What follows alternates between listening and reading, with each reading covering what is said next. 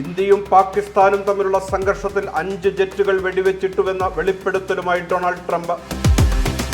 ഞങ്ങളോട് കളിക്കാൻ ആരെയും അനുവദിക്കില്ല, ബ്രിക്സ് തന്നെ ഇല്ലാതാക്കി കളയും ഭീഷണിയുമായി ട്രംപ്. രാജ്യം സ്വതന്ത്രമായി 75 വർഷം കഴിഞ്ഞിട്ടും ജാതിയുടെ പേരിൽ മനുഷ്യരെ ക്ഷേത്രത്തിൽ കയറാൻ അനുവദിക്കാത്തത് ഞെട്ടിക്കുന്ന വസ്തുതയെന്ന് മദ്രാസ് ഹൈക്കോടതി. വിദ്യാർത്ഥി ഷോക്കേറ്റ് മരിച്ച സംഭവം കുറ്റം ചെയ്തതാരായാലും മുഖം നോക്കാത്ത നടപടി, മാനേജ്മെന്റിന്റെ വീഴ്ച അംഗീകരിക്കാൻ കഴിയില്ല, മന്ത്രി വി ശിവൻകുട്ടി. മിഥുന്റെ അമ്മയെത്തി കണ്ണീർ കയത്തിലേക്ക്. കാന്തപുരം പ്രശംസ, ശ്രീധരൻ പിള്ളക്കെതിരെ പരസ്യ വിമർശനവുമായി ഹിന്ദു ഐക്യവേദി. തൃശൂരിൽ കുഴിയിൽ വീഴാതിരിക്കാൻ ബൈക്ക് വെട്ടിച്ച് യുവാവിന്റെ ദേഹത്തിലൂടെ ബസ് കയറി, ദാരുണാന്ത്യം.